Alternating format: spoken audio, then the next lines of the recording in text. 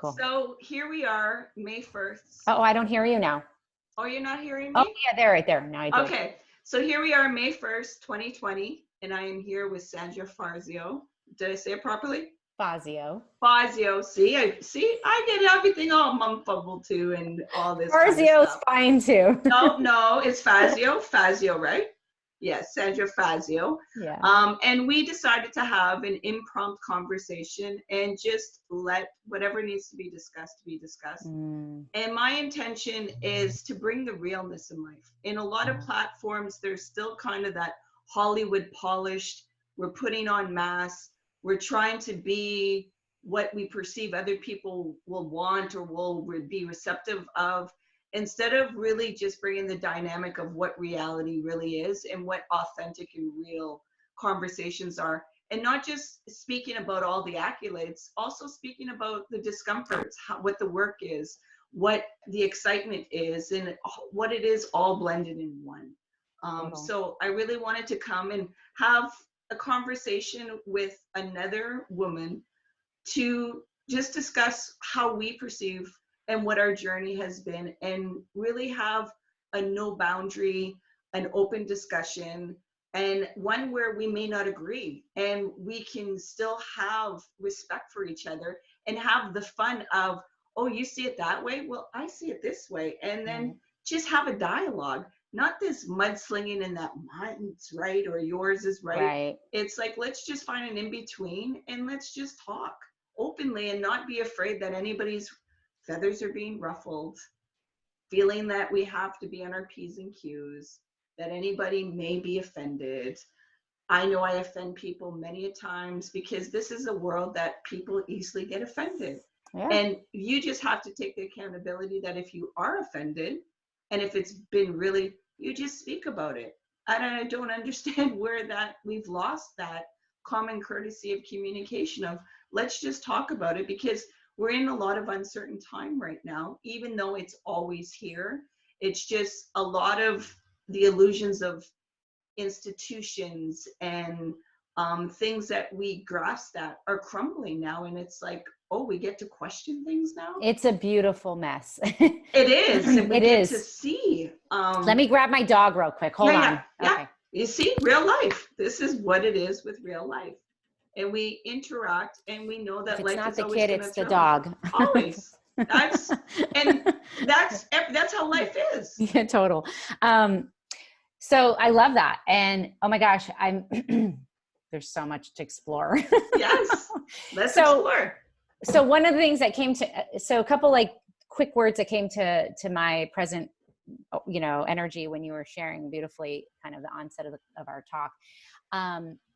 Unfiltered is really important, right? Yeah. A lot of this other stuff out there is just edited and filtered and commercialized, and all for propaganda purposes, all for agenda purposes, all for money purposes. Okay. So then that aligns to the real, raw, relatable, which is like my slogan. Well, not mine, but I have it on my website. We can all use the words. Yeah. It's just something that I found was very resonant too. You know what, Sandra, let me pause you for a minute. It's okay with saying mine. I own that part. Yeah. Stand in, this is what if somebody else, but you own your story and own what you're speaking from. I understand a little bit the spirituality or what it becomes a little, but it's like the choice of words. We're playing the game. We're just playing the game of it. And it's okay that this is the slogan that I use. Sure. Yeah. No, it's true. It was a conscious choice. No, you're right. Yeah. You're right. And that's something that's always a gray space when I'll say, when I have been maneuvering this path of awakening, you can't not know what you don't know. And then kind of finding that like equilibrium of like catching your own self every time you say something. Cause then you're like, well, I hear that. So it's kind of an inner check. It's like that inner check system, so thanks for, bringing that out. And that's good for me to, be able to use that and say, it is mine, meaning it's mine, and that it's something that I resonate deeply with, that I've owned, and that I have marked on my own website as kind of like an anthem of my work. The other three words that come to me that have been now for a good, I would say probably 2, 3, 4 months. And if you were to see my computer, NatNat, it would boggle anyone's mind. But for me, it all makes sense. I have 5,000 little like files in my Outlooks, like that are color coded. And so these might be like ideas or concepts or memes I want to write, or, you know, in the moment musings or whatever. And so 3 words that have been coming to me over the last handful of months is trust, truth, trust, and transparency. Mm-hmm. And if I really look at kind of the overlay of my life, what I didn't know, what I've come to know, what I have still yet to know, and kind of like move all that together. These 3 words have always been consistent in my life. I've been a truth seeker my whole life. I'm born with that gene. It's in my human design. Yeah. Prior to that, I already knew that, but it was a pretty cool thing to see.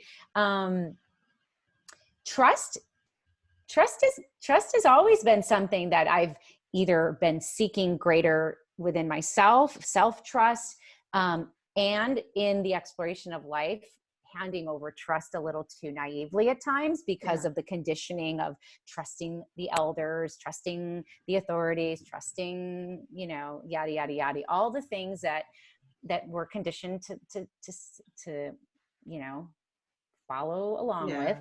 And then transparency is also just a big part of my inner essence that goes along with the truth seeking, which is the BS, which is, I don't like BS. I don't tolerate it. I don't like my own. I can smell others, you know?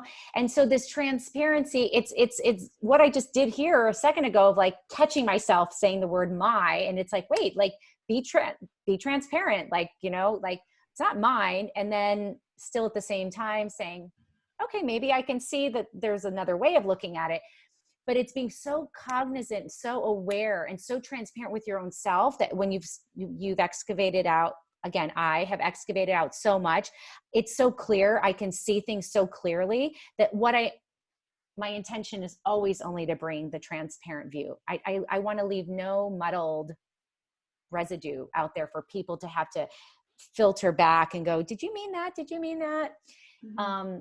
So these are words that just I play with often that really have become deeply seated and resonant to my own self. And having this type of talk today is a very natural, it's just natural for me. Like this is the whole, like showing up as you are, right? This is like, here it is. There's the truth of my being transparent with whatever comes forward, and trusting the flow and trusting the process and trusting the dynamic. I mean, for anyone that's listening, maybe we share with them how little to much we've really not come to know each other. Like maybe you want to talk to that because they might think like we've been hanging out for years talking about things. And you know, like we've informally discussed, because we were part of a group, the Year of the Manifestation. So that was run by Dr. Shafali. So in that group chat, like there were discussions or anything like that, but we've just finally met on a Zoom. We haven't even been able to see each other live yet.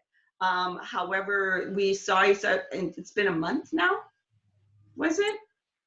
About 5 weeks. Yeah, close to about 5. Right at the onset of all of it. Was it the end of March or beginning of April? I'd say about mid-ish March. About March. Okay, yeah. So it's only been a couple. Yeah, we've been talking a little bit back and forth on Facebook and stuff like that. But this is now our first intimate conversation to really just get into a dialogue and record it for other people to be able to see that, you know what, when you're getting to know somebody, you're going to have these conversations.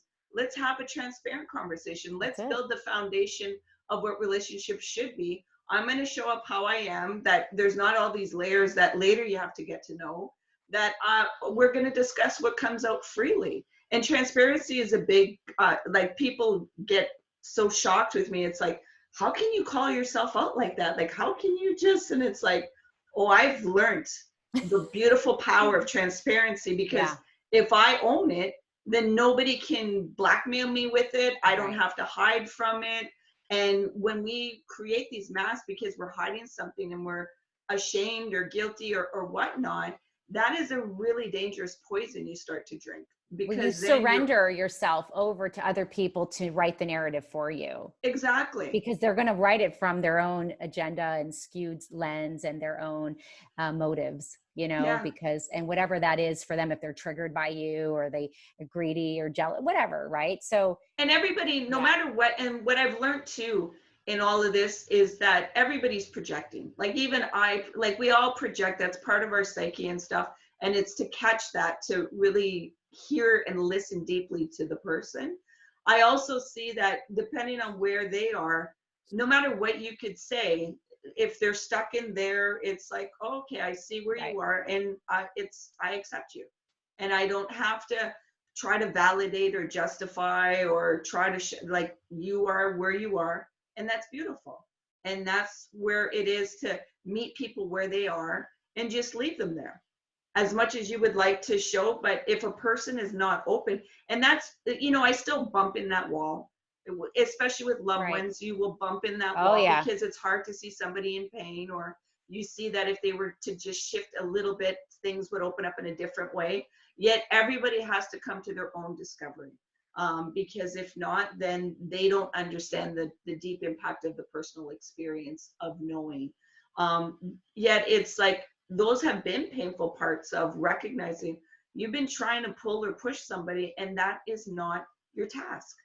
But And it you've been, once was something that we've all had to work through. I know you and I can, I still right, bump into right, it. for sure. And so even I watch this in my own self when I'm sharing something, I have to always recenter myself into, you're coming from a lens of your own awakening and not everybody is there. So, Yeah. right, you're going to get this and you're going to get this, and you're going to get those that are like ready to meet you in that space and ascend and transcend and transform. And then those that are going to resist and push and pull and find any, you know, fight against what is possible to create in that, you know, sharing.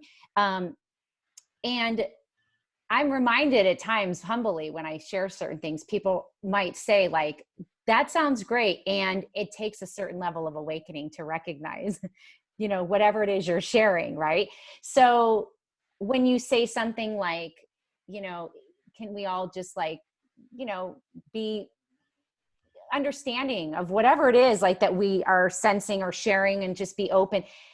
Yes, when we've done the work like you and I have done, and we're still doing the work, but like really doing the work all the time, to going back to catching yourself all the time in it. Like, oh crap, I sense my own projection.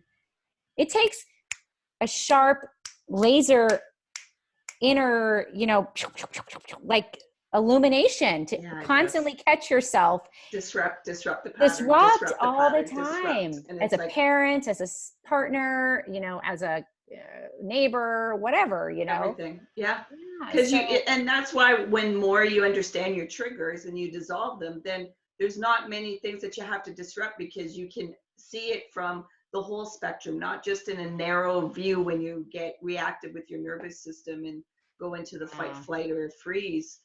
So then you're just not activated. So the more you understand, because that's the big discovery. It's like, when everybody wants to point and look at things, it's like, well, you can do that. However, what's more empowering is that you take the ownership of understanding yourself, Right. controlling your mindset. So whatever environment you go in, you don't have to worry about anything, because you're well protected, because you understand yourself, and you understand when you're being bombarded with a bunch of things, and you understand that you have the power of choice. I don't have to Always. intake that. I don't have to intake that. But you know, it takes time to develop that. But we have been like, gotta fight, gotta do that. And then it's like, well, you can try and move that system, but it's more powerful that you protect yourself and you're able to go into the environment and not be affected by it. And so it transforms from the inside out, not you trying to break the barrier down to get in there. So it's like really, and you know, a lot of people in this day and age with technology, the data mining, like people are You're cutting not, out a little bit, just FYI. oh, I don't know if you're seeing it. yeah, internet is it good now? Can you hear me? You hear me? No? You're doing some karate chop moves there, Nat.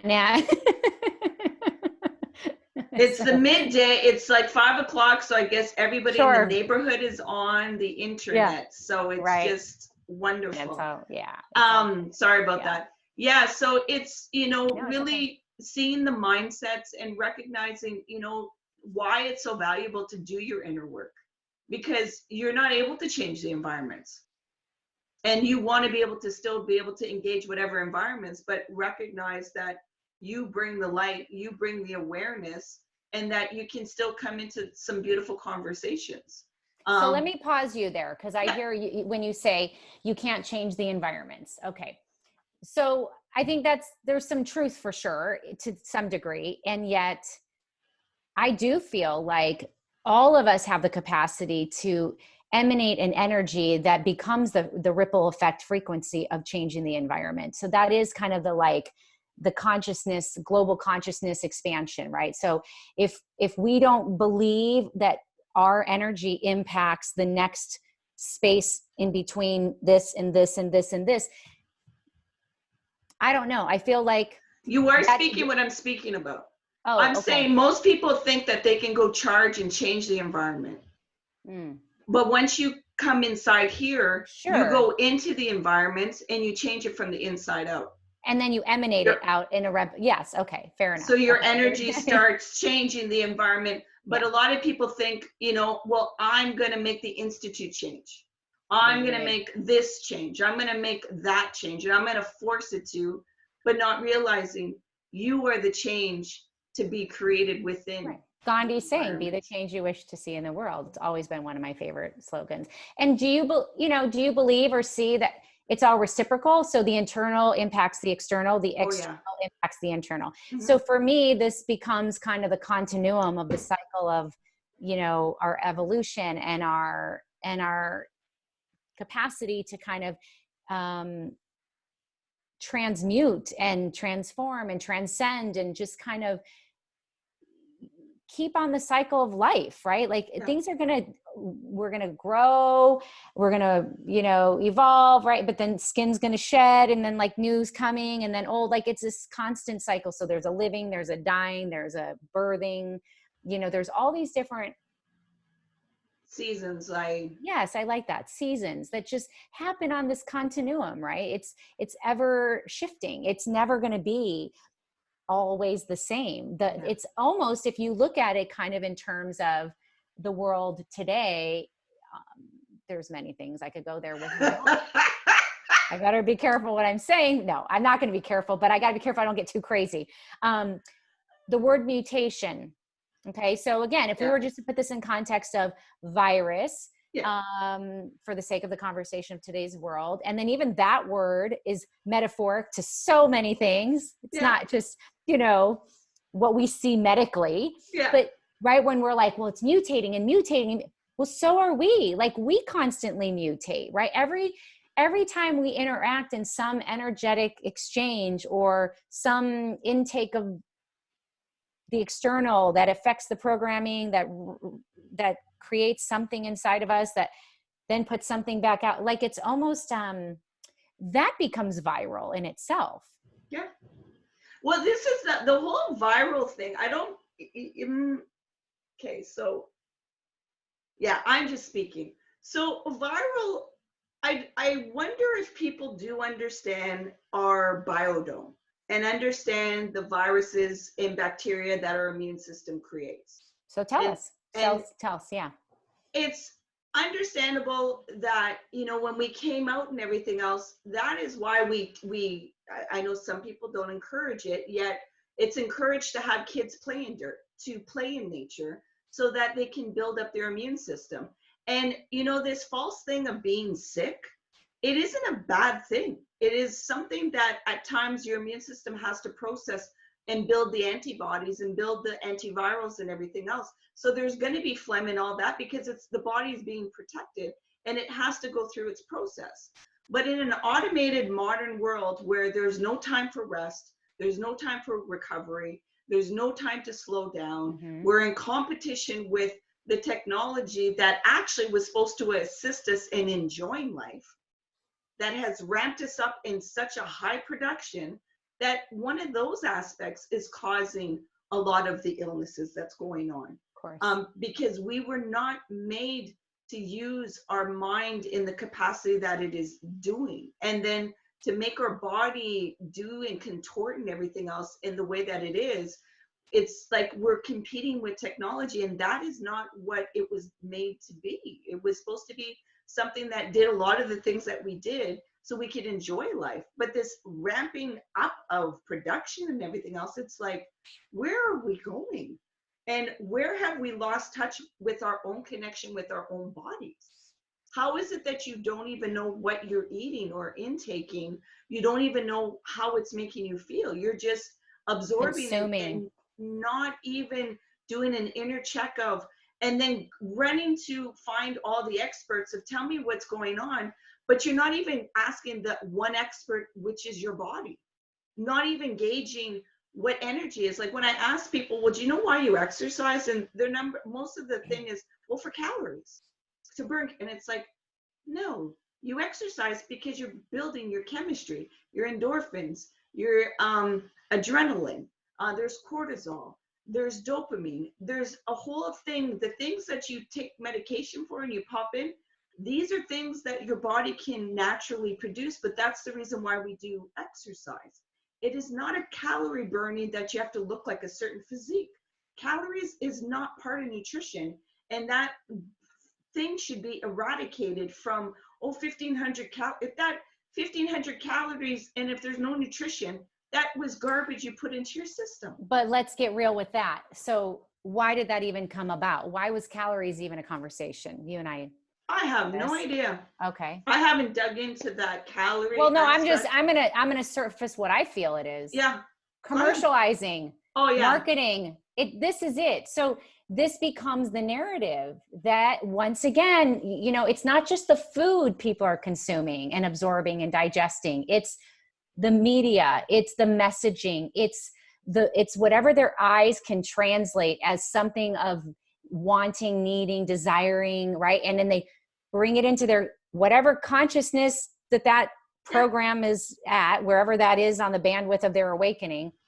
They gulp it, and then it just fizzles into their body, and it just becomes, right, it spirals right into all the other stuff that they've intoxicated. It's where people have become numb and asleep and unconscious. When you say, beautifully, how can you not question that? That's because it's been fed to us that way. Yeah. To not question it. And let's speak in the continued transparent way. I will say it's not something that I've even often sat down and become a student over my whole life. Well, this is just past 6 years. Right. I was going to say, so there had to be something that interrupts and intercepts that says, wait a minute. And for me, it was my path of motherhood, awakening to my daughter's biomedical, journey, which even to this moment, now I'm learning new things that I'm like, oh, now that makes more sense. But I couldn't have known that 6 years ago when I was facing this.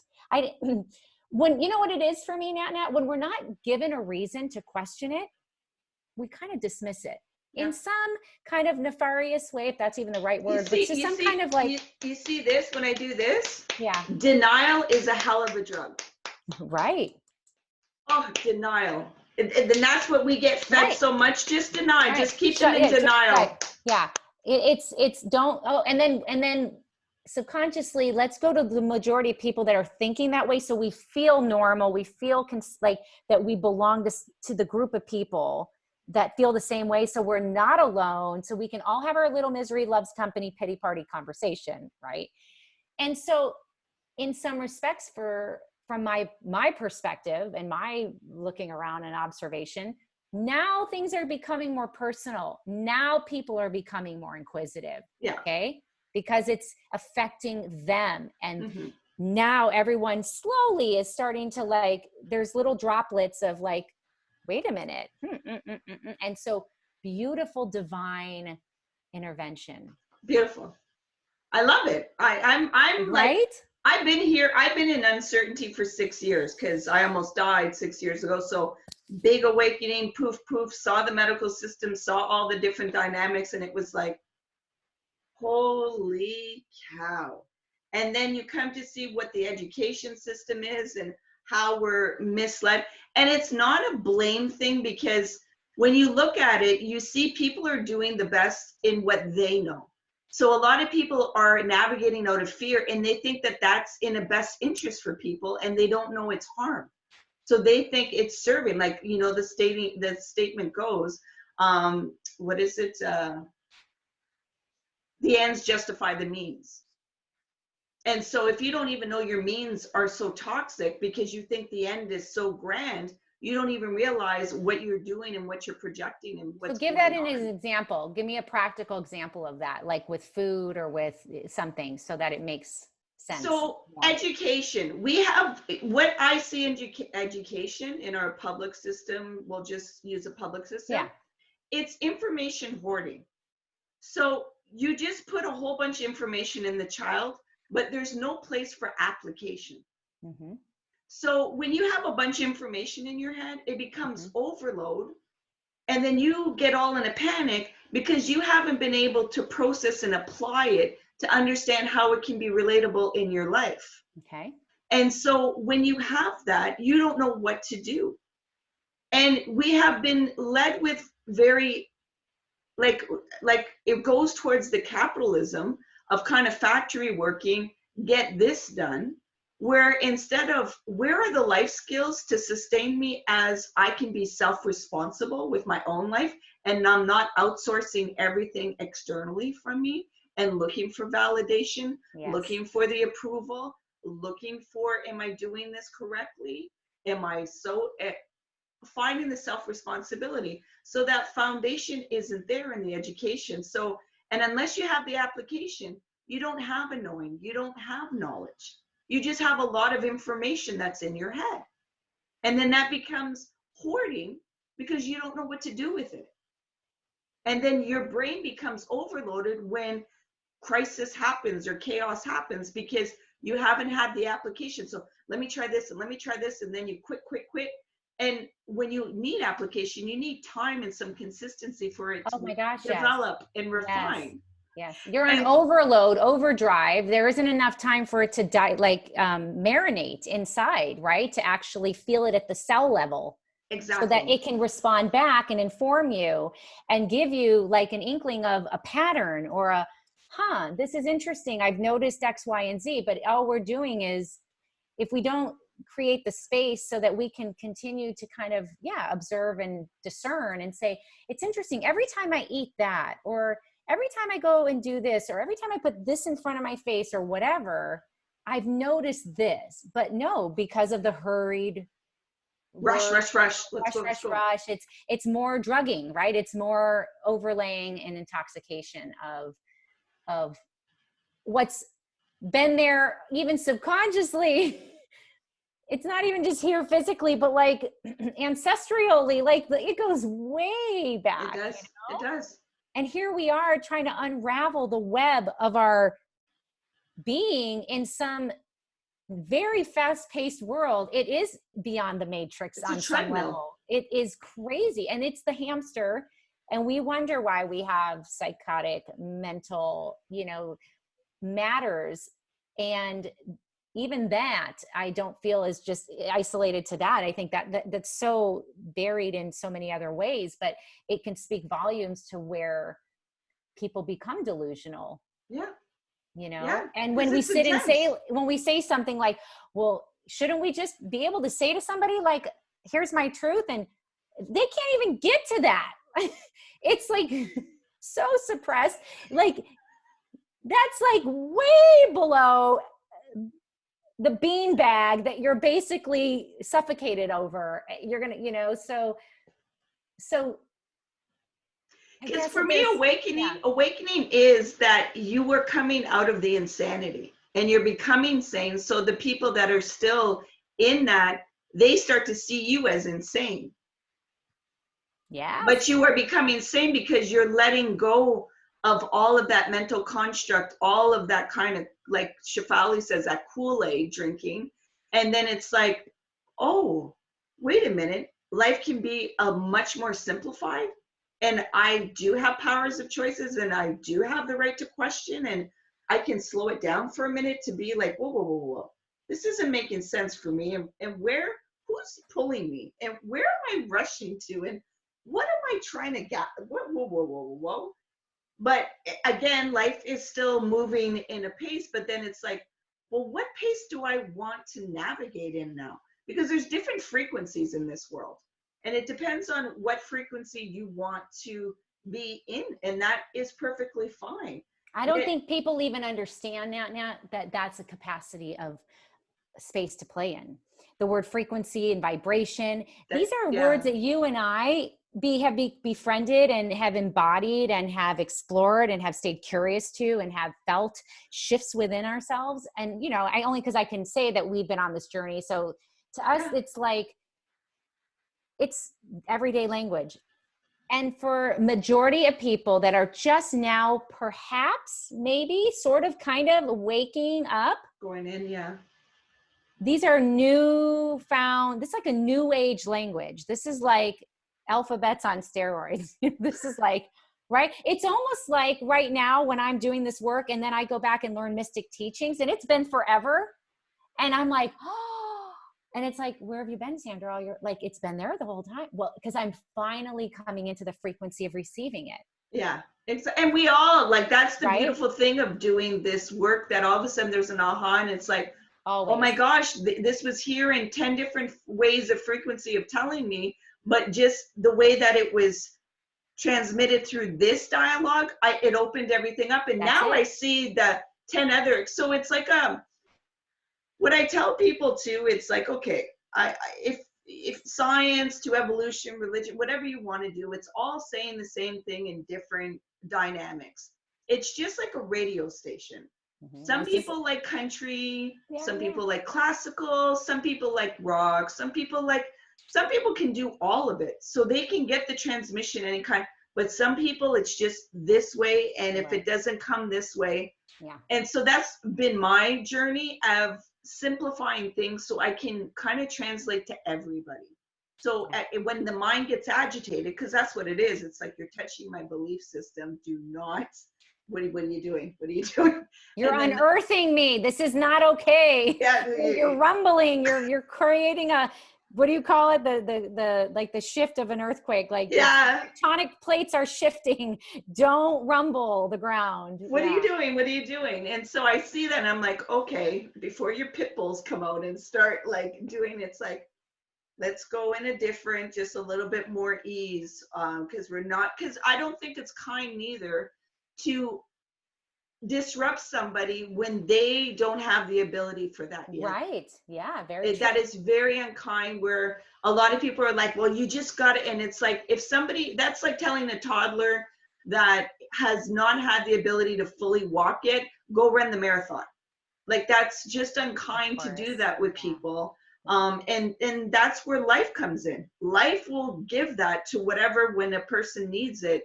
When people are like, why is this happening to me? That is the wrong question to ask. It is so disempowering. It's like, what is it trying to teach me? What is this here to serve me? Because life is always serving you. Maybe not in the way that you want it to be, because what is good for us, what I know in my life 100% to be true, is all of the kind of impure or crappy experiences I had were such a blessing and there to serve me in such a good way, that if I had to ask or choose what was good for me, I would have never chosen it, and I would not be where I am right now. Of course. And that's wisdom though, but that's not that. Can I say straight up though? It's not easy to know that in the muck of it.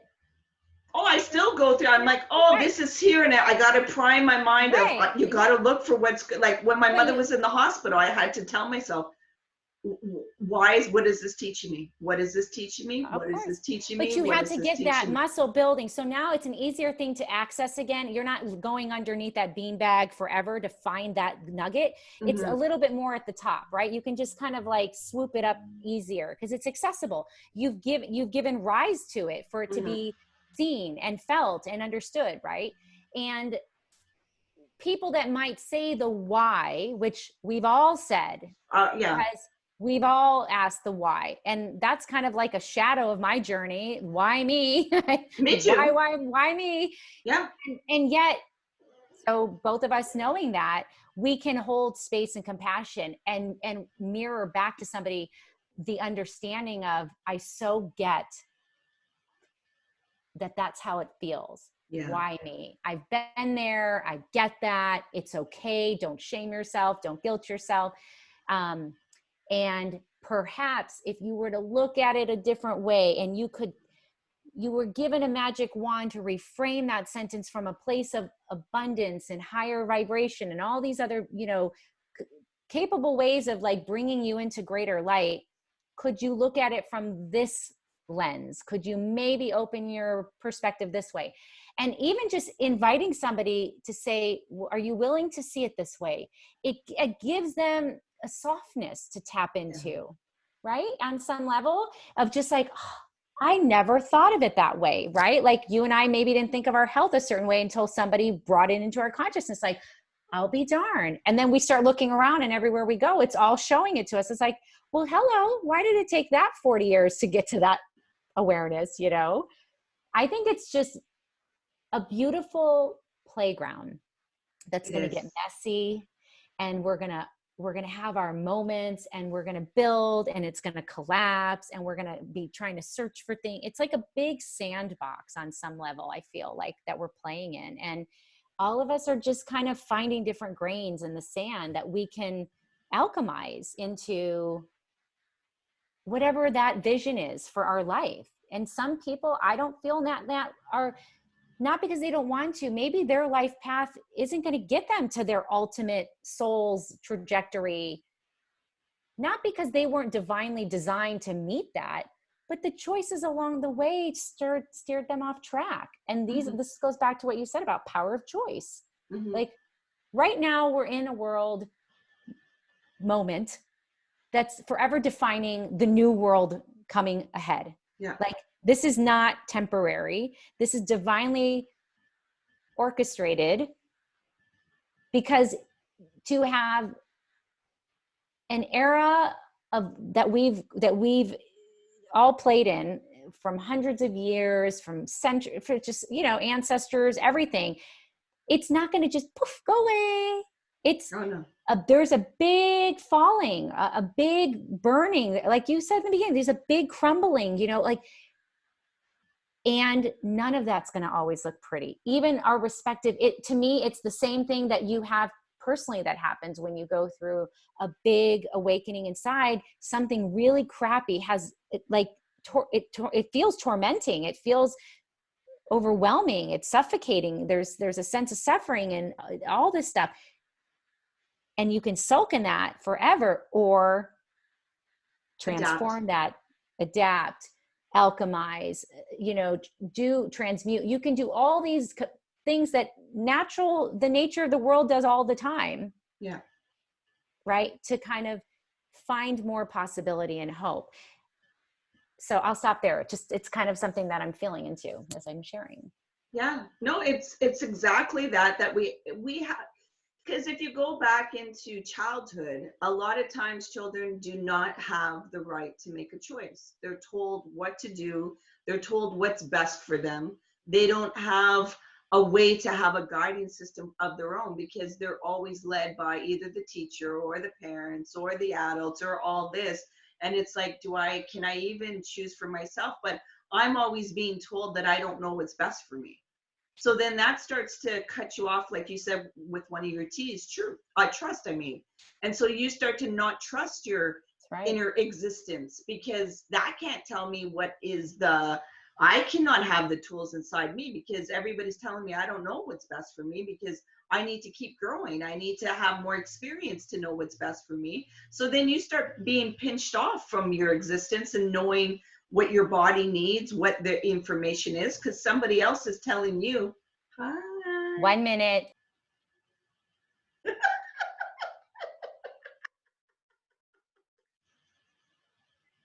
Sorry, I'll be right back.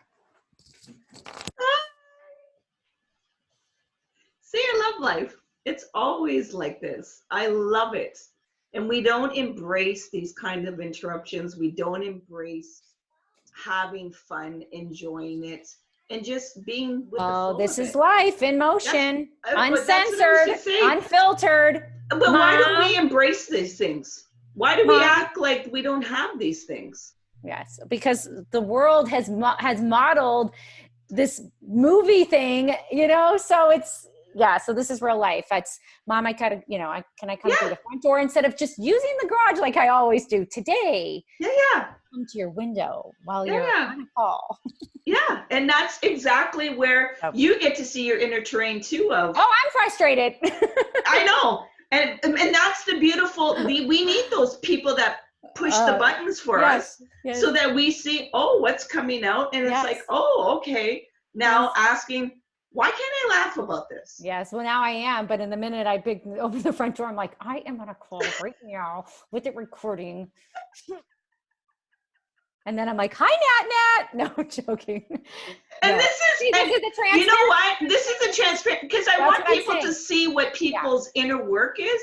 Because that's it. for me, when I've seen certain people, I'm like, oh, they make it seem so perfect and good, and they don't have anything, and I'm doing it all wrong. When it's like, Yeah, this is no, we reality. have human, like we got the frustrations, we have the things, and we're doing our best to release those things so that we can just stay in flow and not take things so personally with everything. And just, so, there's a vulnerability, right? And is that something that, just everybody's open to?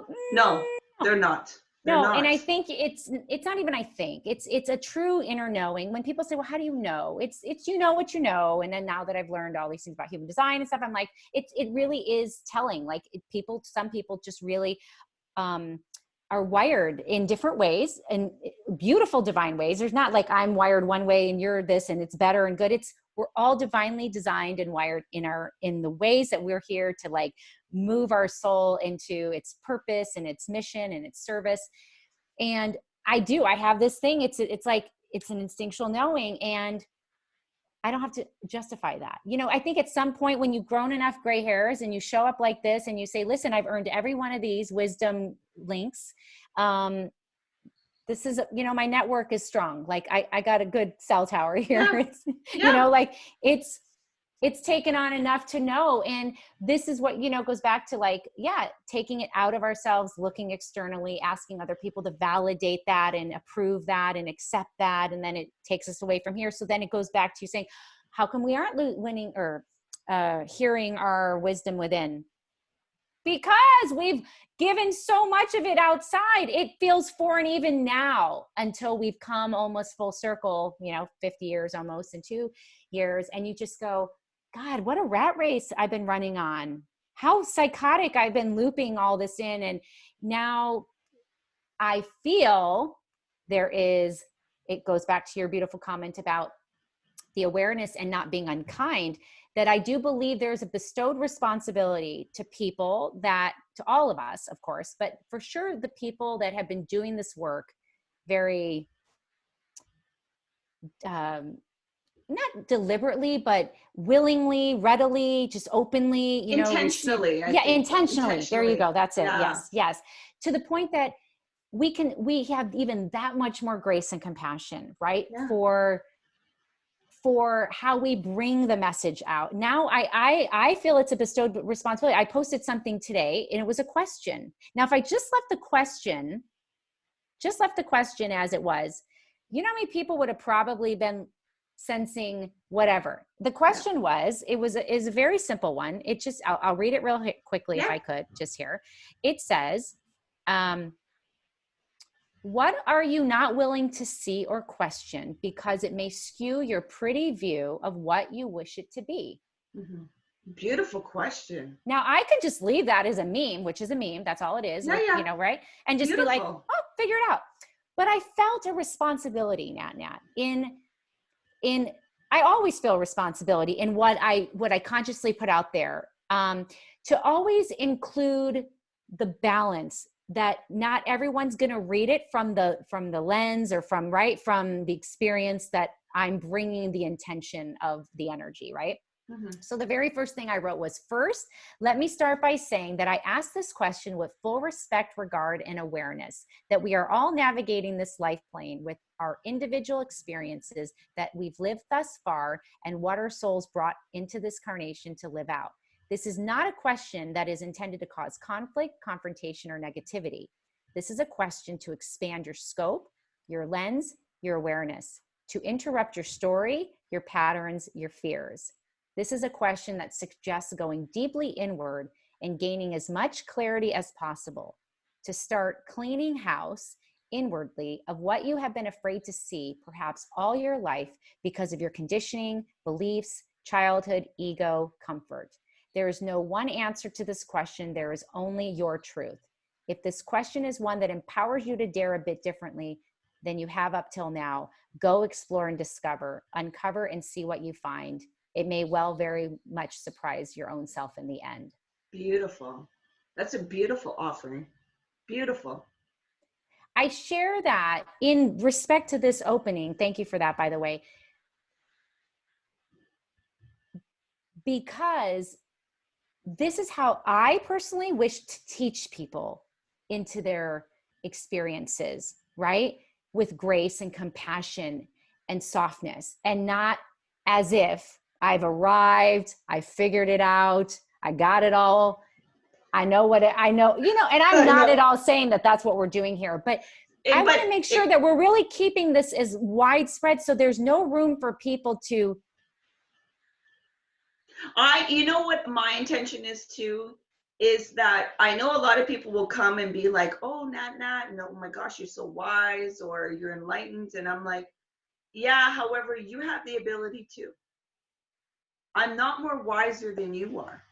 Because what I have, I've just unearthed a lot of stuff and come into the oneness and discover, yet you have the same ability if you're willing to find where the root is of your suffering and then go into existence and be connected in that and that's why I called lift oneself, as you lift out of your mental construct so you can see a bird's eye view and not be in the micro, and then see that it's your one self that needs to emerge out of you. So your soul, whatever spirit, whatever word you need to use, that we're all interconnected with.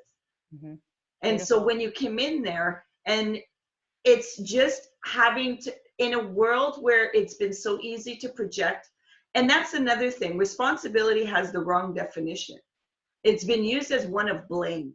You're responsible, they're responsible, when it's like, no. Use responsibility as ownership, because then you have the power to respond and to make choices of how you're going to show up in the situation. And accountability. It's same kind of thing, right? Just, yes. So, and this can go into how many areas of our life, like everyone, like motherhood, like all the roles, friendships, like partners, like, somebody down the street, or, somebody that you post and then they want to go off and you say, so sorry that you misunderstood that. Or if this really offended you, then let's have a conversation, like showing up in that way to invite, and not, but everyone can be, my husband says, people are keyboard warriors, right? Like, they are so quick to fire at you. And that's an indication of what's going on in their inner terrain. And we forget that, and we take it so personally because it hurts. It doesn't feel good when you're open and sensitive and that you're offering something, and we'll forget that, that person, depending on what their lens is, they're going to take it in such a way and then project something back because they feel the need to attack, or that there's something, and it's like, oh wait, I got to remember that's their stuff. It has nothing to do with my stuff. Now that's not something a lot of people can even get to, though, for a long time. I mean, it takes time. Right. So then you and I, again, we're on this path forever now. Like once you become, it's a paradigm shift. Once you see, you can't unsee, and then you gotta keep, because you're like, you're constantly making sure that so the metaphor that I'm feeling into right now, it's like the bubbling of like the residue. It's like once you've stirred it up, and it's like, it's not just simmering into the bottom and all the broth, is here. It's like, now that you've messed it up a little, it's getting a little like, you don't want it to keep going back to the bottom. You got to keep it moving, you know, keeping in touch of it, right? On some level, I'm not saying go crazy and stir yourself nuts on a daily basis. I disrupt though. I'm like, I need to push my parameters of, okay, because comfort, that you don't want comfort. Because once you get comfort, then you're going to be the creature of habit, and then you're going to be in the program again, and you're not going to be intentional of being right here and now. No, it's beautiful. Yeah. And I think there's a balance of, if you're doing it with that intention, totally great. If you're doing it from the psychosis intention, then you're going to spiral. Then it's really going to get self-harm. That's self-harm. Yes, that's right. Then it becomes sabotaging. And so then, you know, it's like, right? Like, how clear is your lens while you're doing this? Like, how often are you cleaning your lens? And I think that's why it's needed to have people that can give you feedback, give you reflections to see where you can bounce things off and where you can puke things out in a vulnerable, safe space. Because not everything that you can puke is it receptive to people where they can just let you puke and not try to fix it, not try to tell you. And it's just like, I need to just puke it out. And then can you show me the reflection that I need of kindness and love? Of loving kindness and love. I love that. I love that. And as coaches that you and I both do in our work and supporting people and whatever, coach, guide, usher, I don't even know anymore. I don't care about the word. As sovereign beings to other sovereign beings that just want to like pave the path and help out. I do believe there's a beauty, because it just in that illumination that you said, when somebody already comes into that energy space with somebody, say yourself or myself or whomever, it's almost like you got to I'm speaking for myself, I hate when I say the word you. Yeah. Personally, I love to own that listen. You know, let me clarify a few things. Let's keep this transparent and open. So here's how I work, or here's what I share. And it's creating the dynamic in that connection so that we can play around, because otherwise there is this perception I'm feeling much that people come in thinking like, you can help me like fix and solve, right? It's already projected.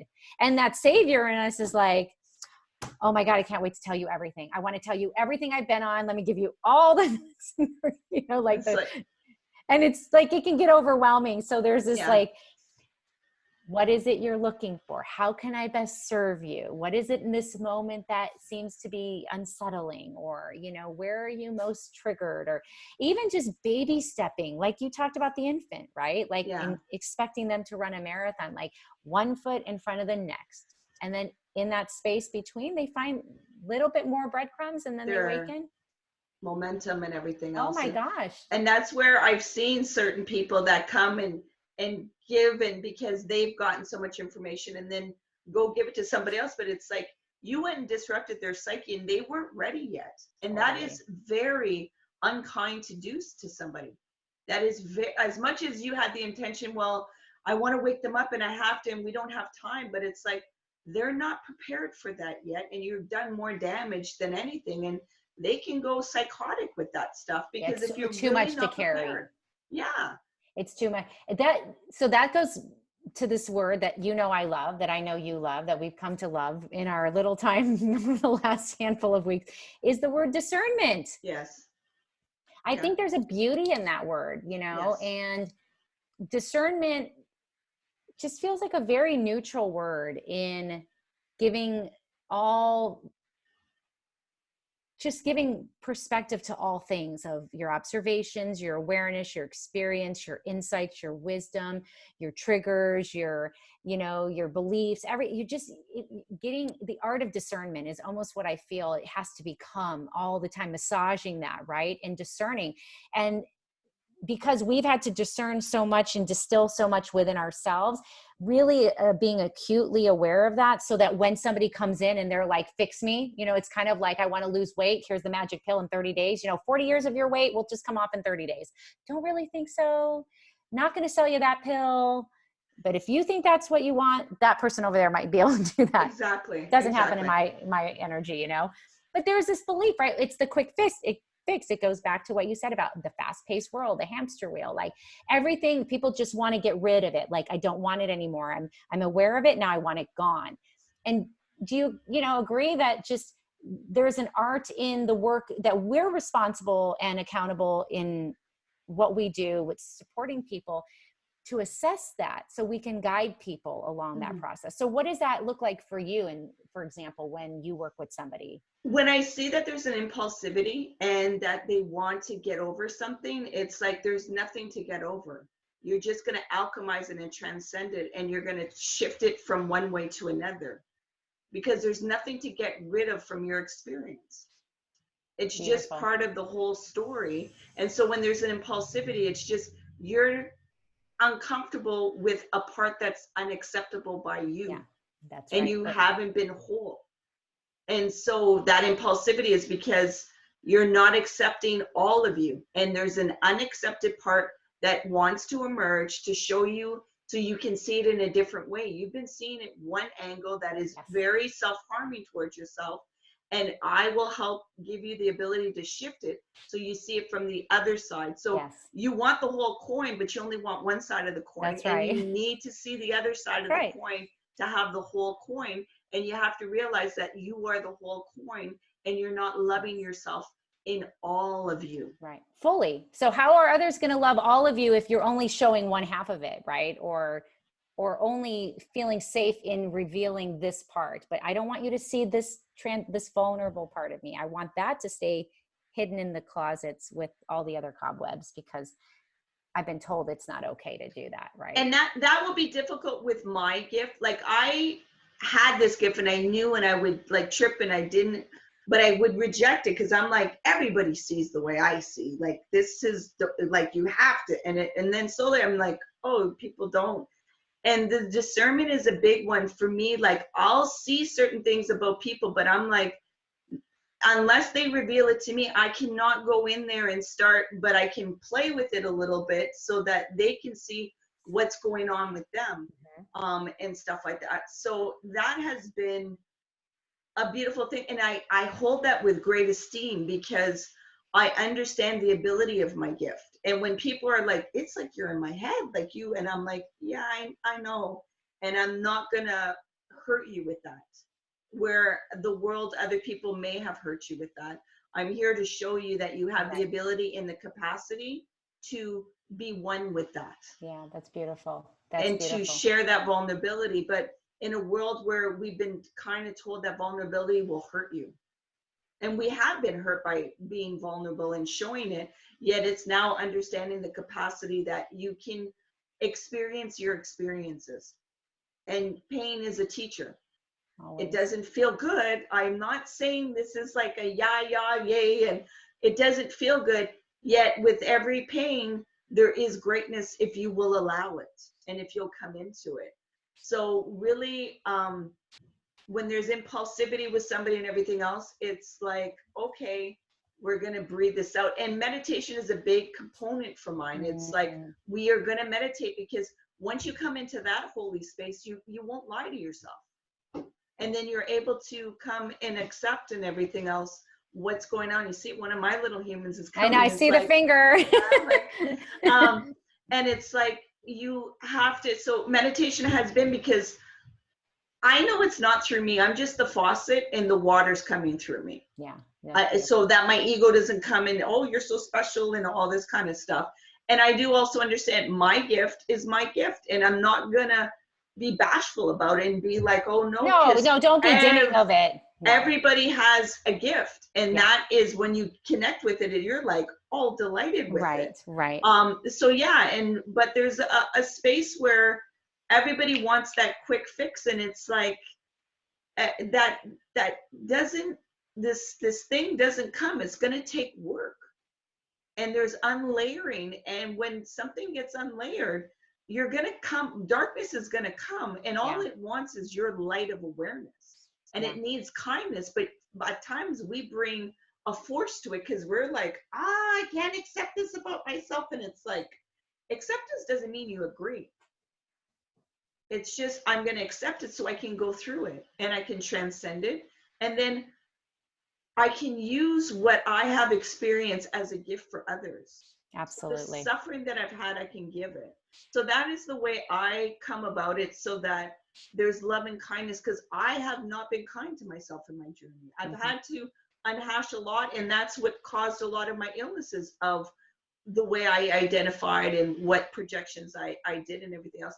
So I get it internally how malicious and how attacking we can be and how lashing we are with the tongue with our thoughts and stuff like that. Yet I do know the antidote of what kindness can do.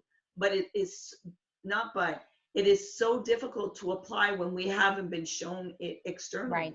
Right. We've been shown Absolutely. it so And we harshly. can't force it on someone, even if they say I'm ready. It's got to be, they got to continue to immerse and marinate and let it be their own journey and their process and get it in their own time. That you might be the Kickstarter and then they have 7 other things and then it finally comes full circle. How many times have we listened to wisdom teachings and we're like, well, that person's been saying it, that, and then all of a sudden, you know, like, let's just say you and I are talking and it's like, oh, now I get it. But it, you know, it's, again, all the breadcrumbs along the way that we gather and we put them in as nuggets and say, oh yeah, now I can see this perpetual pattern. I can see where I go. I'm so able to like pull myself out of my own self, like you said, for a moment and just keep watching and observing and seeing like how this plays out all the time and call myself out on it and, you know, reconcile.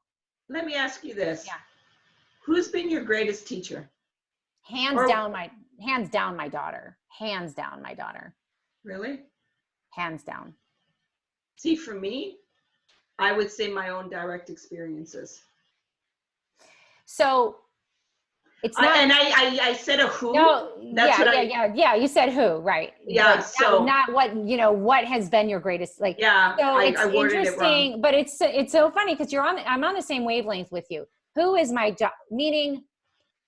The twins are my mirror. reflection. Yeah, she's my mirror. And though I know, looking through my past and my path and knowing what I've known and all the illuminations I'm getting all the time through spirit and all the fractal line communications and experiences I'm getting and, you know, readings and everything, it's like my soul, you know, it's like blossoming more and more. And it becomes, and that's why, like, I'm so much more confident, which really translates to grounding for me in this moment in time, right? So I'm more grounded, and in that groundedness comes the capacity to be groundless at times and just to kind of feel in it. And so absolutely life experiences.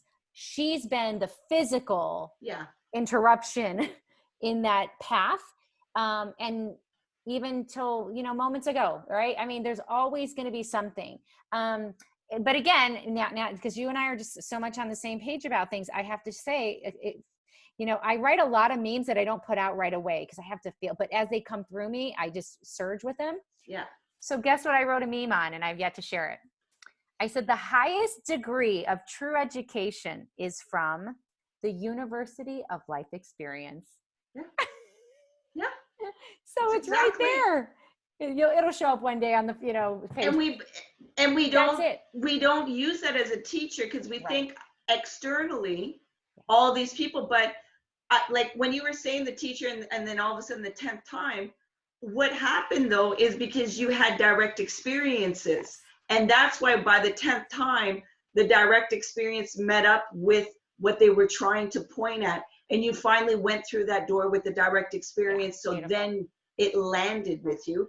Because it's personal now. It's a cellular level. It's not up here. You know, nobody can nobody can argue you out of your own experiences. No. And that goes into I don't ever want to be the expert because what I know for myself is not my acronym at the end of nothing. Even if I went and got all that stuff, and that'd be great, and that serves more the external people to feel safe to come in and say, oh, you're qualified. What I see happening in the uprise, the upturn, the upheaval, the beautiful, you know, thing that we're moving through for the benefit of all of our humanity in the suffering. Yes, I'm not dismissing and finishing any of that, just to be clear.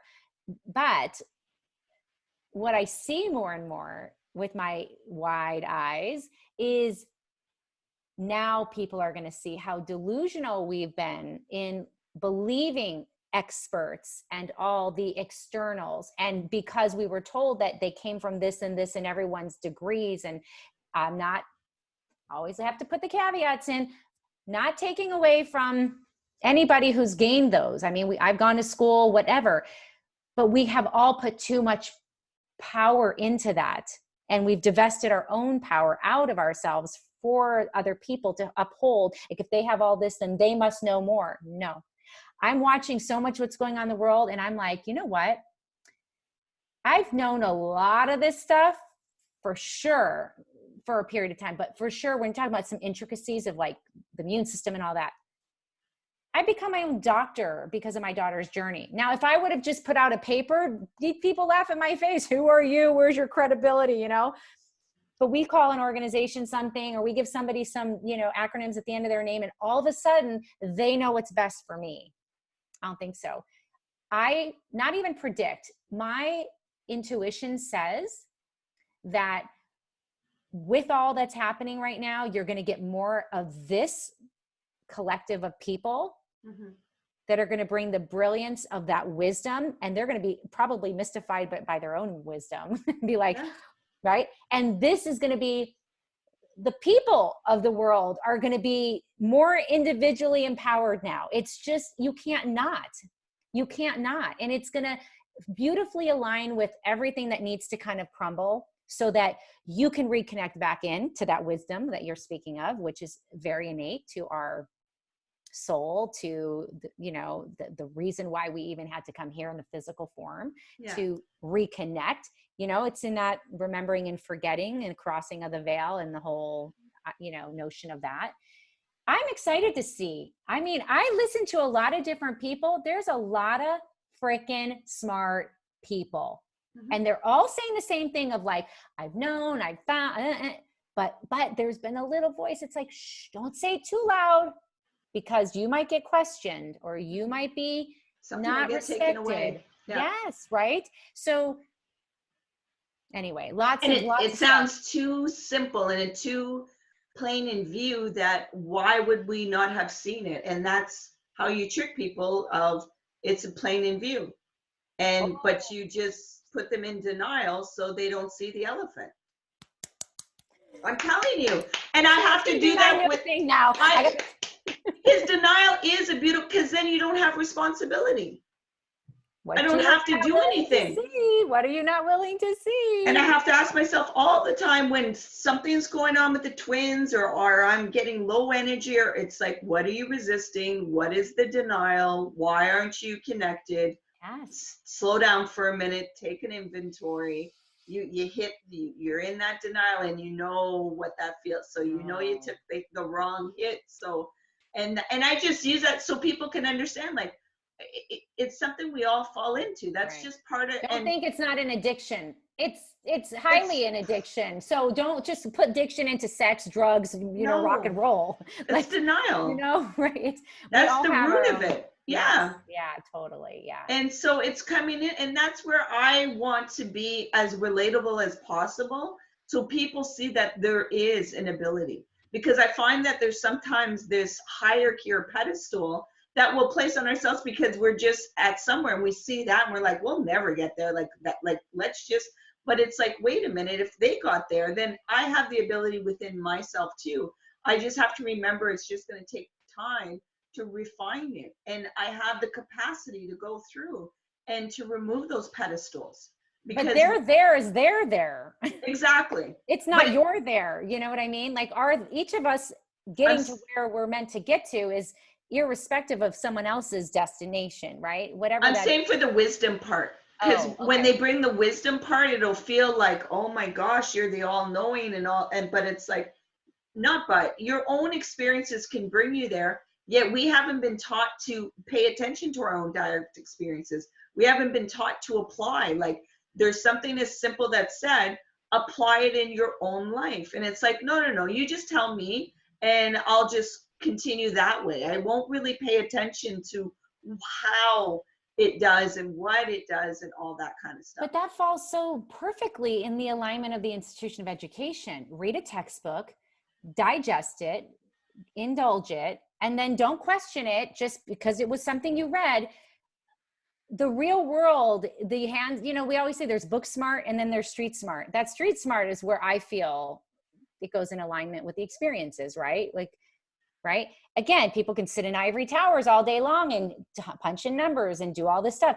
Are you really on the front line interacting with the people, right? People can be in laboratories all day long, not to say, again, taking no one's, capacity away. And then there's true cause and effect outside of that laboratory that are you really looking at? There's a lot of room in between. Where did that narrative change? What story happened in there? Who fuddled, who muddled, who did all these things, right? You better really become your own advocate. If anything, I feel as if where we're at is giving everybody equal capacity. We always have had, but we've lost we've forgotten, but it's giving everyone now this capacity to tap into being an investigator, being your own doctor, being your own healer, being your own banker, being your, all the things that we're all equipped with. Self-responsibility. Right. Self-empowerment, self-accountability, self-ownership, curiosity, like seeking, right? Be all of that. And then, yeah, you'll be like, shoot, man, this didn't have to be so hard after all. And you wonder, okay, well, why is that happening and stuff like that? And it's fascinating. And I want to point out too, that people, possibly some people don't encounter it yet in my journey, rage comes up. Because once you see that you've been kind of bamboozled, is a word, that a rage will come up of why didn't anybody tell, why did this why didn't I see, why? And so a rage comes up and you have to meet that rage with compassion. You're gonna have to let it come out. And it looks messy, and that's what rage is. It's a tornado, it's destructive, and it's gonna come out. And then yet there's great energy that comes from that. And if you suppress it, you're not gonna get the wisdom, again, because it's taboo to be angry, and you're not a good person with rage. And it's like, no, you have to understand it's signaling something. And there's a lot of an eruption that needs to come out, because finally the energy is coming out, and finally I'm being seen, and finally, but it's taking a sorting out of letting go of the belief and coming into uncertainty, letting go of the belief and coming into uncertainty. And there becomes like this. And so that's why meditation has been very instrumental of calming that and being centered with that, and just letting everything be in there. And meditation not always is a sitting practice for me. It's going in nature, being able to paint, being able to dance, being able to sing, yet being within myself and having to move my body if I can. My best practice is the sitting meditation, because you can process so much. But sometimes the energy is too intense that you got to move the body to be able to let what has to go through. So I want that to be really explained, because sometimes in this path of awakening, rage isn't talked about much. Right. And I believe it's something that everybody experiences in different degrees. So beautiful. And a few things come up for me. Another meme that you have yet to see. Are you psychic? Are you getting in my head right now? And like, so these alchemizing our anger and awareness into awakening. These 4 words, alchemizing anger, into the awareness for our awakening, right? Again, so I wrote a poem the other night. I got angry. I had a not good night with my daughter, and then I sit on the couch, and of course I feel crappy, and I feel heavy, and I feel ugly, and I feel all these things, right? Because again, you can sit in that, and I sometimes just let myself do that. Not even sometimes, it's really a lot of what I do is I sit in it, and then I move that, right? So how do I instrumentally bring that energy out for healing, right? Because that becomes toxic. That can become its own virus. That can become suppression, oppression. That has another story. That has another path. That has another history. It goes on. So again, don't say anything. You've been doing this work. You help others. You know better. You know her human design. You just told your husband about this call you had with someone that told her how to do this, and you did it all wrong, and you screwed up. How dare you even think, you can get there. Like, you should know by now, Sandra Fazio, Oh, well, I write a poem, and in my poem, it's like, I'm angry and I'm sitting here and it's heavy and I want to run away, because you know what? That's all part of the magic in the mess of it, right? So that we can free our own selves. Like, if we're seeking this freedom, it's like freedom of our own imprisonment, you know, of ourselves. Like, this to me is like, we've had shackles around our soul, you know, like, oh, I'm not going to let you out, you know, and this soul is like, oh, I'm going to fight you and push you until you finally break free, you know? And so I'm going to give you as many painful moments so you can loosen the grip and, you know, surrender and trust and have no control, all these things, right? So impassioned. I know. Just give me a little bit, okay? I know. I know. Just give me a little bit more, okay? Please. Please give me a little bit more. Please. Hello. Hi. Okay. How are you? Okay, I will. Give me a little bit more. Okay? I know. Thank you for your patience. Thank you. Yeah, go ahead. Go ahead. So you wrote the poem and... Oh yeah, I wrote it and I sent it out. And of course there's a little flicker of like, I put it out there, you know, I shared that. And I've done so much over the last years. I mean, I wrote a whole poetry book on my whole vulnerable experience. So to me, share the title. Permission to Feel. Nice. Inspirational Poems for your oh my God. Inspirational Poems for your awakened consciousness, because I didn't even remember. And so it gets easier each time, right? Because it's just like, again, it's like it's stirring up that it didn't drop so far that I have to go finding it again. It's like, oh, look, it's there. Release it as quickly as it comes. And not that I'm ridding it because I don't want to feel it. It's more of like, bring liberation to whatever that is. So if I have to sit there and I don't write. I don't force it. The writing happens through me as a healing, right? Mm-hmm. And then have people that'll write. You're not alone. And we're all with challenges. So you never know where the ripple effect of that one decision can help another. Exactly. You know? That's exactly. It. And that's the work of humanity, I feel. That's really what we're all here to somehow remind each other of. Because I don't want anybody, because that's where some people are like, oh, this should be so like, I'm like, I am nowhere perfect. I make mistakes all the time. I say these things, yet I apply them. Whatever I tell you or I suggest, it's because I've done it and I've now processed it through, or I'm still applying it. But I see the benefits of continuing with this. I am not one to go tell you something that I haven't done myself. Total. Because when I went through the medical field and when I was asking certain things, it's like, well, do you know this personally? And it's like, well, no, the textbooks told me. I don't want to know nothing but those textbooks because you're just going to tell me something that is going on and stuff like that.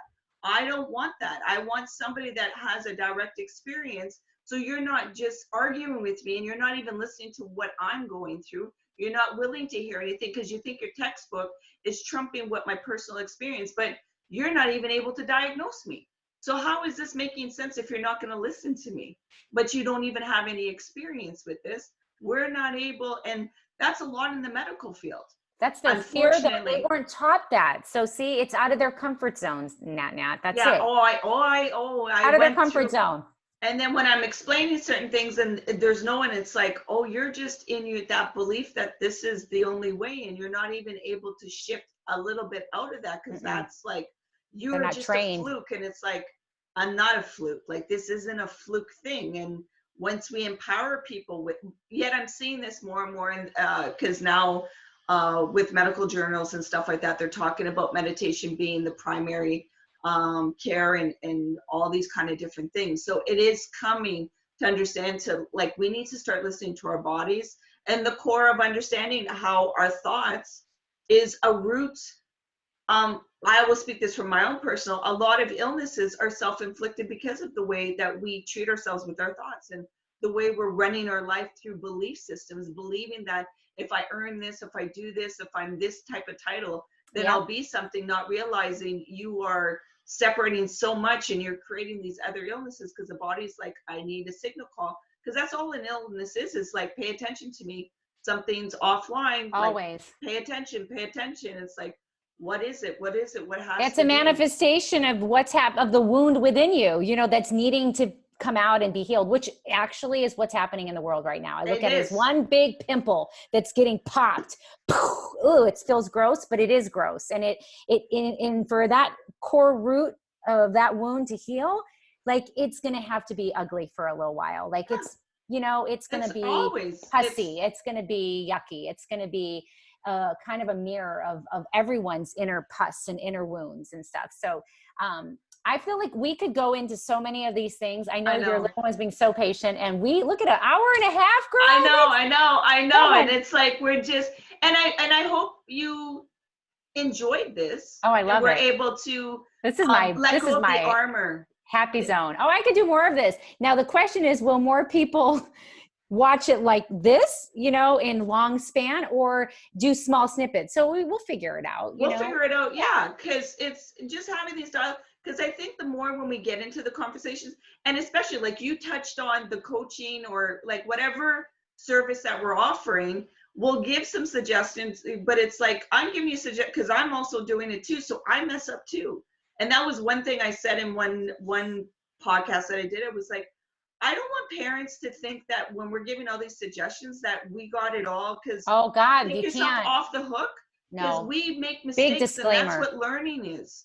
That's the whole. We have been told learning is this perfection thing, when learning is making mistakes. Oh my gosh, it's like. And you're discovering, you're falling in it, and you're getting back up. You know what it is? We're comfortable. We've become so resilient in the process of our experiences, and we've gained all the nuggets of wisdom along the way that we're very comfortable saying it like that, with the detachment of not needing anybody else's validation, right? And the people that are going to resonate with whatever, the conversation, the person, the energy, the whatever, the approach, however we engage with people, it's empowering them to say, you figure out where that connection is for you. This is the starting point of re-trusting yourself and plugging into yourself, right? So leaving it to that person to say, if my whole way is so not you, that's fine. I can't go change who I am. Like, I'm just getting back to who I am. I'm undoing everything that I wasn't, correctly aligned to. So it's just reminding people the process of like, yeah, you're figuring it out. I'm figuring it out. There's no perfect anything. Like, no, you might be with somebody for a little bit and talk to them, and you're just enough to kind of get them going. It's like a trainer at the gym. You like this person for this bicep, but this person helps you with the triathlon, and this person over here helps you with cardio or whatever. We all bring our gifts, and how many beautiful gifts unfortunately never get opened up and shared with the world. Exactly. That saddens me, because I'm all about like helping people see the genius within them and bringing light into themselves and being empowered.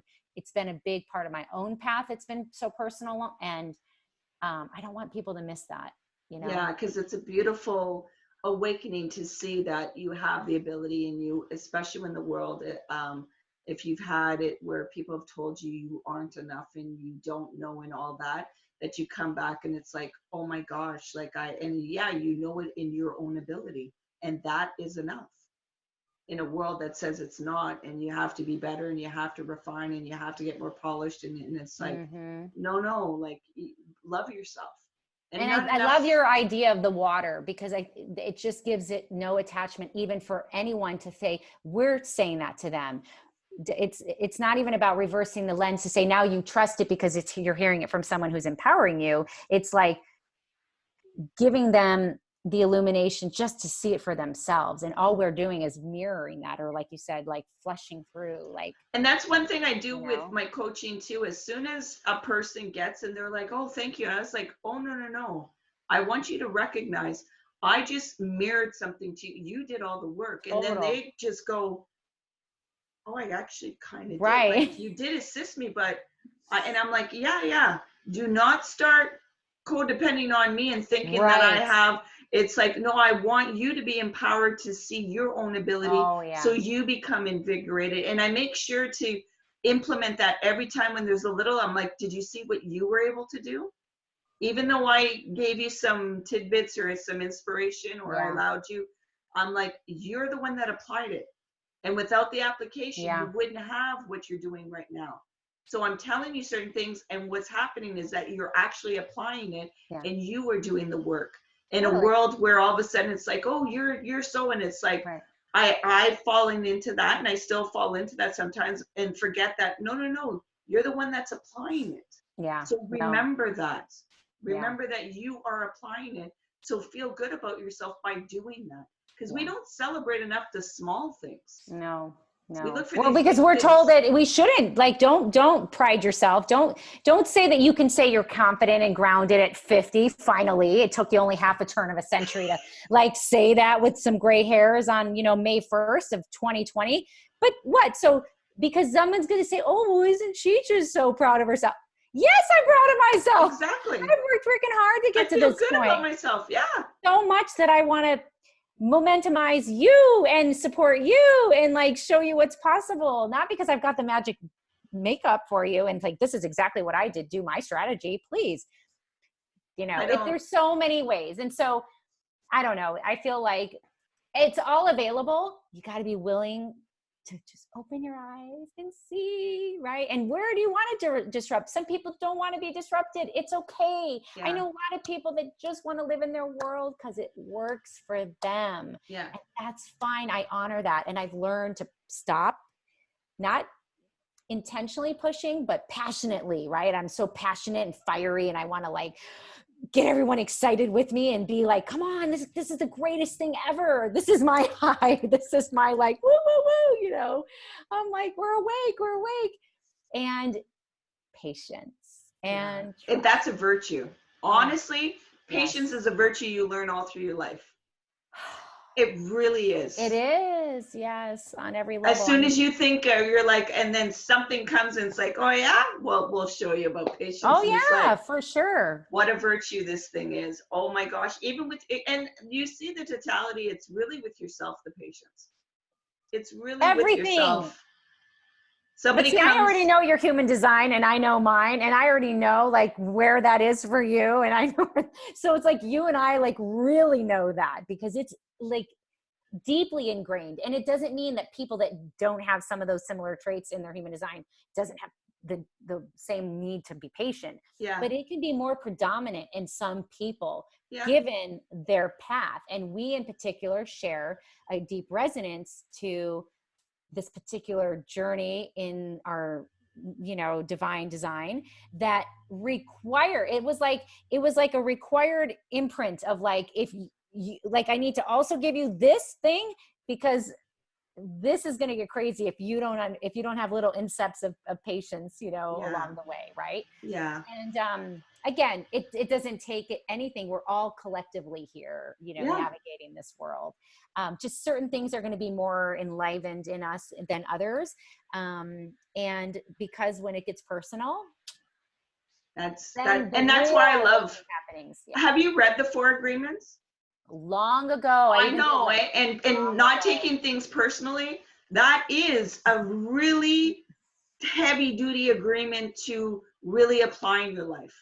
It really is. Like you don't realize how insidious that thing has been programmed into you and how the ego really uses it to protect you and everything else. And it's like, but isn't there a way that that personal can actually momentumize you a little? Like, don't you feel like, yes, like right now, what's happening in the world, like it's personal. Like people are losing jobs. People are losing family.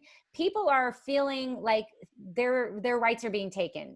Not, there's not this maybe like it is like things are happening and people are experiencing it in a new way that maybe their subconscious always knew, like, yeah, there's this and there's that and there's this and there's that. But now it's directly affecting your bottom line. It's personal, right? Mm-hmm. Now, does that mean we take that, right? Let's feel it. Let's allow it. Let's do whatever in the expression, like we're, use the word rage or anger. Like we have to be careful because not everyone's equipped to know how to use that rage or anger without it, right? Impacting adverse effects. So we have to be careful in the instruction of sharing such a teaching for people that aren't there yet to know how to not contain the rage, but but observe the range in a safe space without all that sabotaging. I just brought it out. I just brought it out because rage isn't spoken about too much with spirituality. Of and course. It is something that does, like from speaking with people, they've encountered it with something because there Yes. will be a big disruption with something. Yes. And there's an energy that just has to come out. And yes, like you said, thank you for reminding people that it needs a safe container, because that energy, if Yes. you don't know how to ride that horse, that bad baby's going to drag you all over the place, and you're going to run amok with all kinds of people, and you'll project without intentionally wanting to do it, because it can blind you with a lot of things. Right. And just because you're of an age now doesn't mean your mental capacity can withhold it, right? It's like giving a 10-year-old,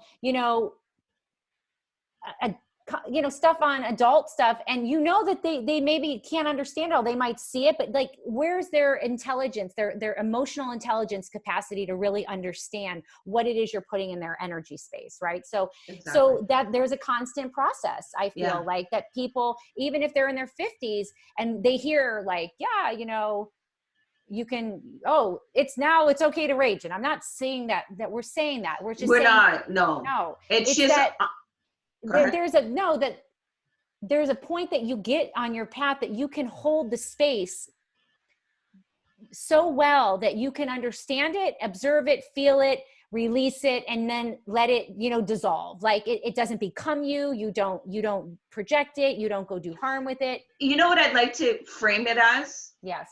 Rage, when used as a maturity, you're wanting to heal yourself. Mm-hmm. There is a rage where it's a temper tantrum because you want your way. Mm-hmm. And you understand the significant too. You understand when a child is raging because they don't know how to discuss their needs, and you understand when they're just doing a temper tantrum because they're not getting what they want. And so in that, it's understanding the dynamic of what this energy can do.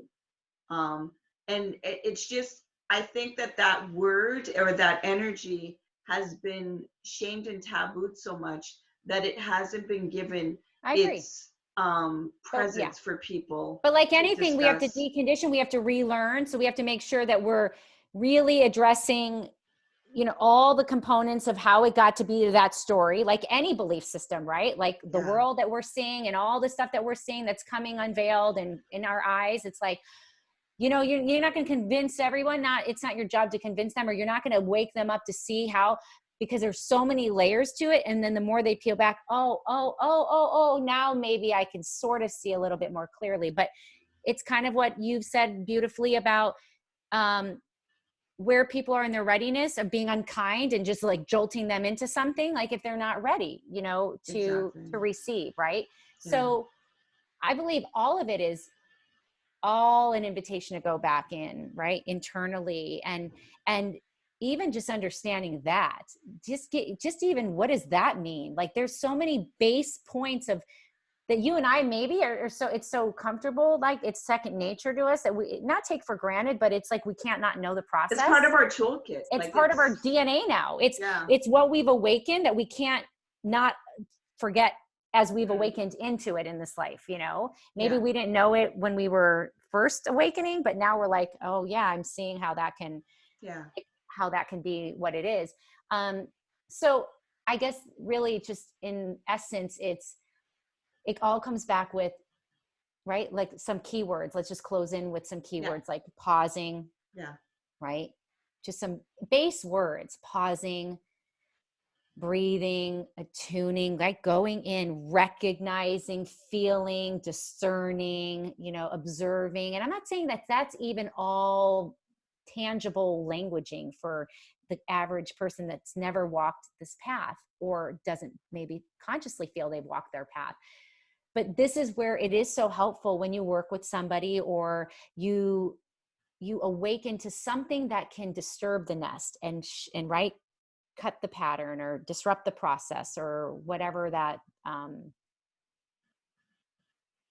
mind has been doing all along, right? So base ABCs. It's an ABC process, I feel.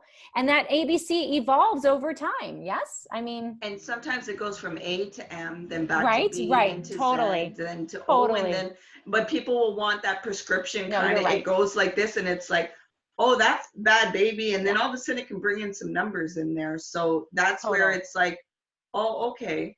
No, I love And that. I think also too, when the it's kindness, that loving kindness towards ourselves.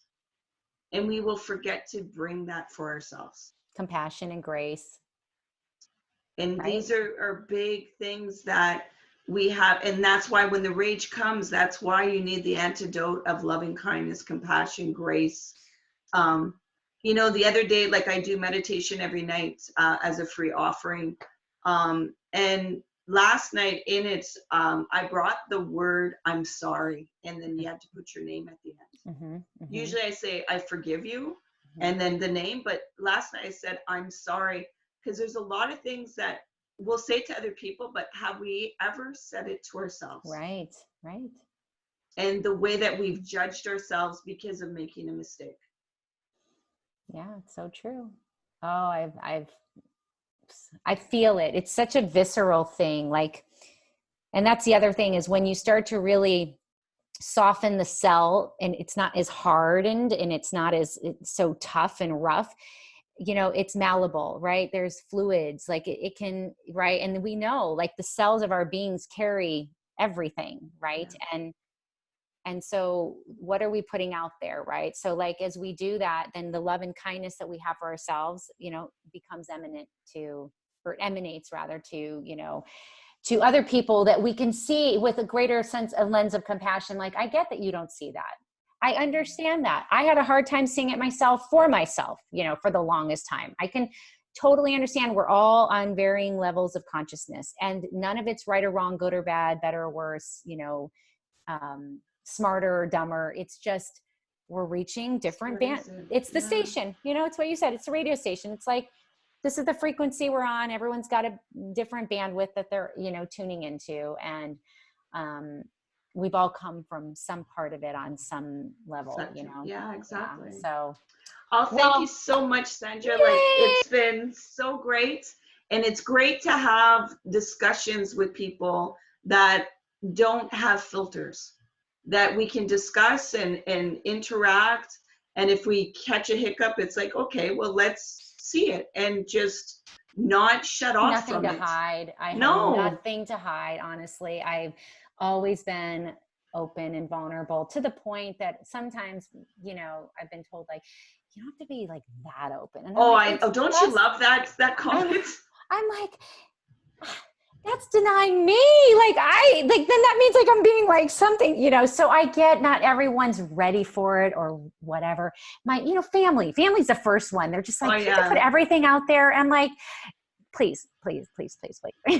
That's my boundary. We haven't talked about boundaries yet, but that's another part of this path of awakening. It's called boundaries. Yeah. Right. Yeah. So that's like part 2, and we'll talk more because I so want to go into that, For more. Sure. I mean, is it just coming up now? I feel like it's not like we even had any agenda for this talk, but I feel like there's so many things and I love how it organically just brought into all kinds of different areas. And I know people would be like, what the, so I'll snippet it and everything. Or we can just do it where you just do part 1, part 2, and maybe you do it in 30 minutes. Like, here's part 1. If you like what you do, then here's part 2, part 3, and leave it at that, and that way there's no. Because I could just do it. And then if you want to continue the conversation, then this is how it went and everything else. So we're not going to hold you to 2 hours. Like, it's just up to you. If you enjoyed what you heard, continue on. If not. Yeah.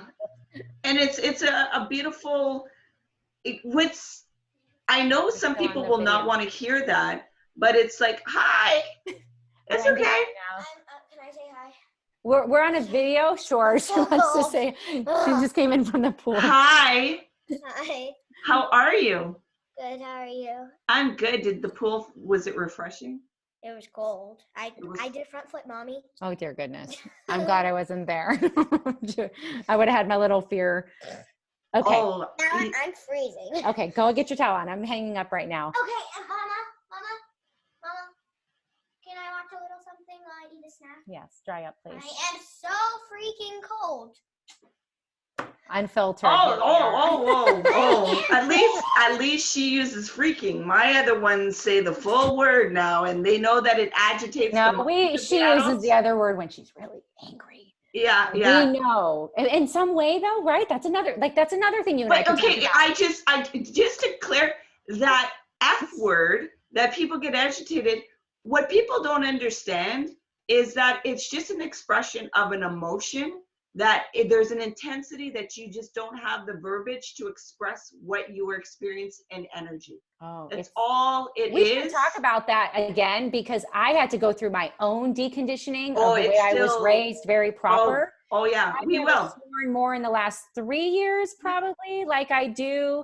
And then I go, God, that's just so wrong. Like, Sandra. And then I've been angry, like, over time with my husband, because he's Italian. So he's always used the F word. And I'm like, stop. And I get triggered hearing it from him. But then I say it and it has a whole different feeling. I'm like, no, I just need to say it. And then she hears it. And then when she's mad, and I'm just like, what are we creating here? It's just. But like I say, with that word, if I were to say ooga booga, right, you would be nothing. You know what I mean? It would be nothing. Totally. But if you knew what the definition, if you knew that it said go suck your mother, you'd be like, but we like this word F-U-C-K that we've put so much emphasis on, but really all it is just an expression of energy. If anything, it's keeping her healthy, because she's not suppressing, and we then have very live talks, and straight up, and I own it, and I'll say, like, I'm not proud, I don't want to use that word, that's not how I want to lead and be an example, and I'm still human, and I have my moments, and this is and it's like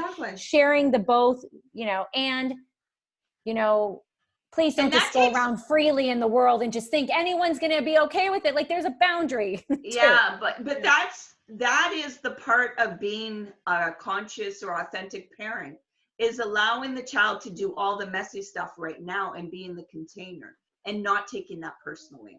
And you can't come in like that. Can you secretly squeeze out my hair real quick? No, I can't right now. I can't. The answer is no. Okay. Daddy doesn't know how to squeeze out my hair. Okay, bye, Sandra.